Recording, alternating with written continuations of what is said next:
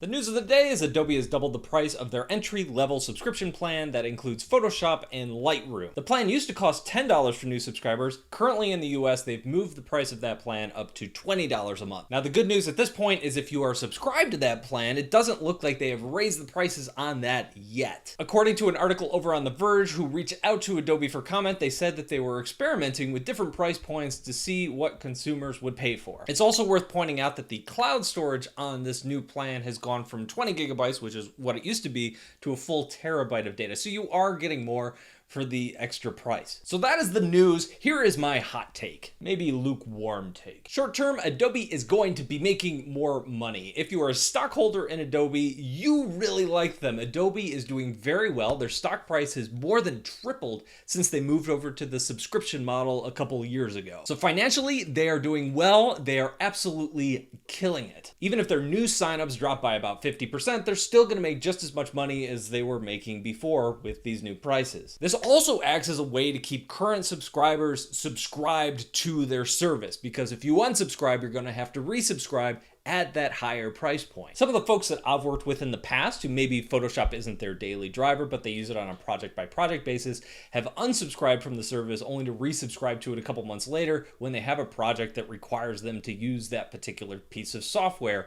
Now, some of those people might think twice about unsubscribing because they know they're only going to be able to get back in at that higher price point. That's short term. Long term, I think we have a different story. Professionals, people like me, would just eat the price. Jumping from $10 to $20 a month is just the cost of doing business. If I started a restaurant, I would have to get plates, I would have to get tables, I would have to hire people to serve the food, I'd have to hire people to cook the food, I'd have to buy the food itself, I might even want to buy an oven. As a designer, I get off pretty easy. All I need is a laptop and some software for it. Obviously, those things are expensive, but in the context of starting a business, it's a fairly low barrier to entry. Who this really hits are people who are hobbyist photographers, people who are just doing graphic design on the side, or maybe people who are learning the software and just getting into the industry. I've been a designer for a long time, since the early 2000s, and in that time, Adobe has been the game. I mean, when I started, I was using Quark Express and Adobe Photoshop. When I got my first web design job, I was using a lot of Macromedia tools. I was using Freehand, which was similar to Adobe Illustrator. I was using Dreamweaver. I was using Flash. But then in 2005, Adobe bought Macromedia and basically became the creative software monopoly that we know and love today. Obviously, in 2013, they switched over from the buy a big box of software model to the subscription model, which has its pros and cons, the main con being the price. And when they did that, they really didn't have a lot of legit competitors that you could run to. I mean, in certain verticals you did. You had like Final Cut Pro, but that was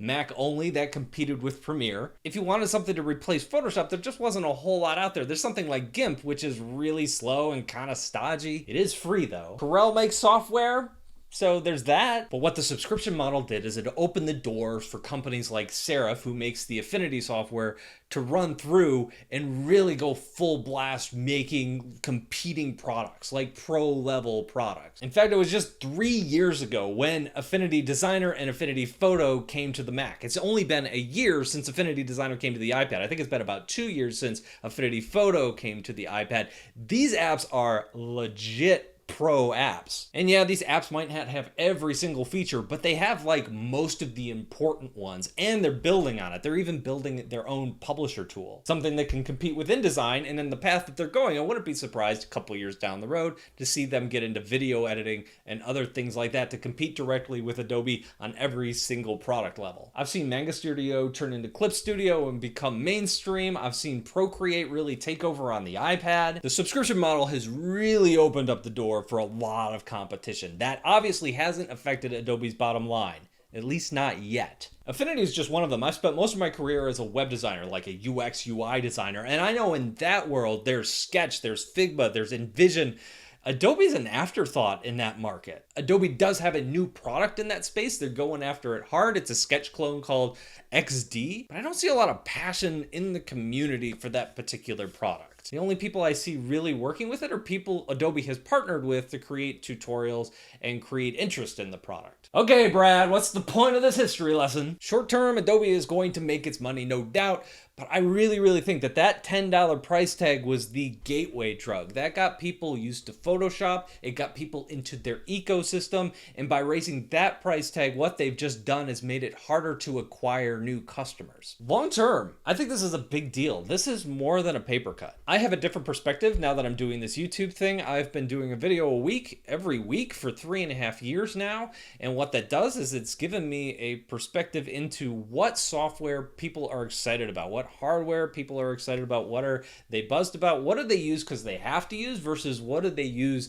because they love to use it. I think what Adobe is doing is they're neglecting their customers of the future, short-term profits over long-term gain. I just think about my college days and how different things are now. Everybody in my class had a pirated version of Photoshop. There were student discounts, but it was still several $100s. That's money you could spend on food or shoes or iguana chow. I had a lizard named Bob, and I've always made bad life choices. Am I mad at Adobe? No, I'm not really mad at Adobe. They haven't raised my prices. I'm still paying my $50 some odd a month. And I do like the software. I have Photoshop, I use Illustrator, probably less than I used to. I definitely am using Premiere a lot. I use Adobe Animate. Gosh, I'm an Adobe fanboy. I didn't even know it. If anything, I'm just intrigued. I think they're just opening the door wider for every other software maker. Like I said, I have been making YouTube videos on this channel for 3.5 years now. And if you look at where software was when I started out compared to now, Affinity was making some fun but cool apps for the Mac. Procreate was a goofy little hobbyist app that was competing with like Art Rage and Paper by 53. Even in my initial iPad Pro review, I said, we've got to wait to get the pro level apps that will make this worthwhile. And here we are 3 years later. The time is now. We have those apps. And what's interesting is the software landscape is going to be just as different 3 years into the future in 2022 as it was now looking back 3 years into the past in 2016. And you can really feel that momentum in the community. If you look at the announcement video I did for Photoshop coming to the iPad, I made that video 6 months ago. Two thoughts on that. First, that video has had 6 months to get about 30,000 views. Last week, I posted an update video about Procreate, and it has almost twice as many in 1 week. And two, go read the comments on that video. If that had been announced 3 years ago, that announcement would have been revolutionary. The comments on that video are a pretty good indication of which way the wind is blowing. It's not a stiff breeze yet, but it's pretty clear that the wind is definitely blowing. Thank you guys for watching to the end. I'll see you Monday.